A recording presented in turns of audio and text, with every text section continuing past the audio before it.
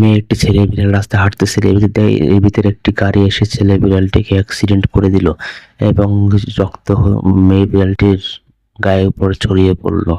একটি পর্যায়ে মেয়ে বিড়ালটি ছেলে বিড়ালটিকে হাসপাতালে নিয়ে গেল। হাসপাতালে নিয়ে আবার ডাক্তার তাকে বলল, আপনার স্বামীর অবস্থা খুব খারাপ, আপনার বয়ফ্রেন্ডের অবস্থা খুব খারাপ।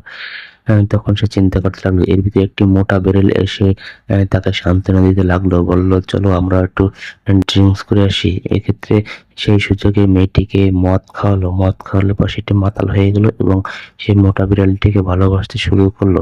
এক পর্যায়ে সেই অসুস্থ বিড়ালটি, সাদা বিড়ালটি উঠে জ্ঞান ফিরল। হয়ে উঠে দেখলো যে আমি কোথায়, আমি হাসপাতালে। এর ভিতরে মেয়ে বিড়ালটি সে মোটা বিড়ালের সাথে ড্রিঙ্ক করলো। এক পর্যায়ে হলো সে প্রেগনেন্ট।